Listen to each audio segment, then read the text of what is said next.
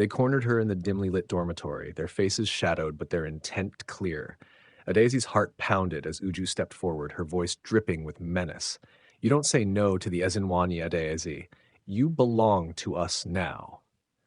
The secret gang ruled the school from the shadows, and once they chose you, there was no escape. Refuse, and they'd make your life a living nightmare.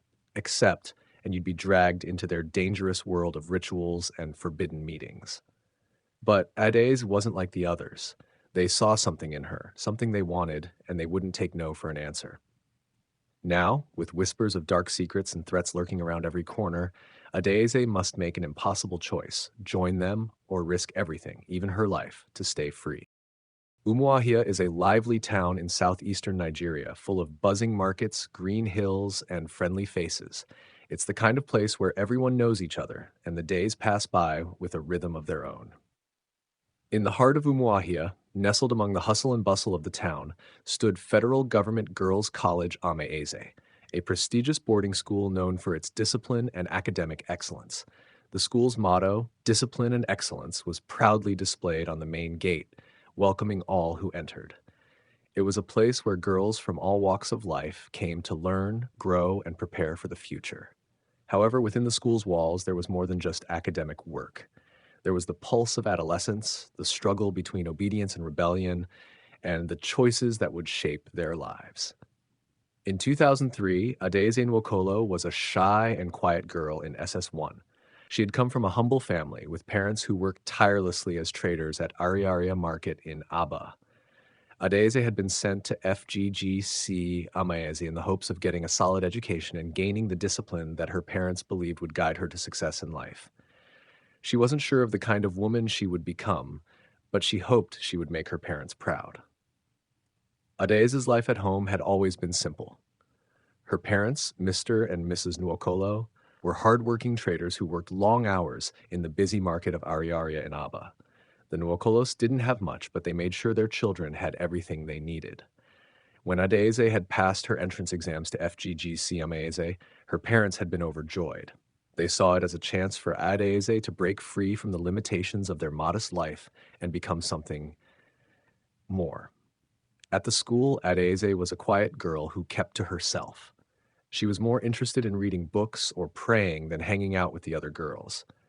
Many of the girls in her class would gossip and laugh, and Adaeze would quietly watch them, sometimes feeling like an outsider. But there was one girl who always seemed to notice her, the loud and outspoken Uju Onyekwe. Uju was the kind of girl who never went unnoticed. She came from a wealthy family, and her father was a successful businessman who seemed to believe that money could solve any problem. Uju had the best clothes, the newest phones, and the attention of everyone around her. She often made fun of Adezes for being too quiet and too serious. Bible girl, Uju would tease as she passed by Adeze. Not only you holy pass? Adeze never responded to her taunts, always keeping her focus on her studies and prayers. She knew that one day she would have to face the real world, and she wanted to be prepared. But it wasn't always easy, especially when Uju and her friends, known as Ezinwani, meaning queens in Igbo, constantly tried to pull her into their world of parties, gossip, and defiance. One humid Friday evening, as the sun began to set, the Ezinwani girls gathered in their dormitory. They sat in a tight circle, whispering excitedly about a plan they had made. There's a party in town this weekend, Uju announced with a grin. It's going to be amazing. We'll sneak out after lights out. Chidera Ume, the fearless member of the group, leaned forward. But how do we leave without getting caught? You know the house mistress will have our heads if she finds out. Amaka Okoye, always the smooth talker, took out her phone and tapped the screen. Trust me. Chijioke, the cab driver, will be waiting by the school gate. He won't fail us. Adaez, who was lying on her bunk, overheard everything. She could feel her heart race with fear. Sneaking out of school? Going to a party? It seemed so risky, but the excitement in the girls' voices made it sound almost tempting. Adaeze shook her head, trying to push the thought out of her mind. God, please protect them, Adaeze whispered to herself as she clutched her Bible tightly. I can't be part of this. The others in the dorm were still laughing and planning, oblivious to Adaeze's thoughts. The tension between her values and the pressure of her peers felt like it was tearing her apart, but she knew she couldn't let herself be caught up in their plans. That night, the dormitory was quieter than usual. Um, Most of the students were asleep, but Adaze remained awake, her eyes staring at the ceiling, her mind racing. She could hear soft whispers and the sound of clothes rustling. The Ezinwanyi girls were preparing to leave. Adaiza listened carefully as they quietly moved around the room. The girls had changed into tight-fitting outfits, skirts that hugged their bodies, tops that glittered in the dim light, and high heels that would make them stand out in any crowd. Adaiz could hear the nervous laughter as Uju whispered, "Let's go." The girls sneaked out of the dormitory and made their way to the fence at the edge of the school grounds. They had planned to scale it in the dead of night, hoping that no one would notice. Adaizi, still lying in her bunk, felt a pang of worry in her chest. What if they got caught? What if something went wrong? Her thoughts were interrupted by the sound of voices outside. The girls were already on the other side of the fence, and soon Adaiz could hear the engine of a car starting up. Chijioke, the cab driver, had arrived. He was their escape route. Adaizi silently prayed, "God, please keep them safe." As the cab sped through the quiet streets of Umuahia, Chijioke couldn't shake the feeling that he was making a mistake. The girls were too young for this. He could tell from the way they laughed and acted like everything was a game that they didn't realize how dangerous this was. He glanced at them through the rearview mirror. They were all giggling and talking about the party they were about to attend. I shouldn't be part of this, Chijioke thought to himself. But he knew the girls would just find another driver if he refused to take them. He wasn't sure how he had ended up in this situation, but now that he was in it, he just wanted to get the night over with. When they arrived at the party, the girls jumped out of the cab, laughing and shouting excitedly. They disappeared into the building, leaving Chijioke alone in the car. He sighed deeply and turned around, heading back to the school.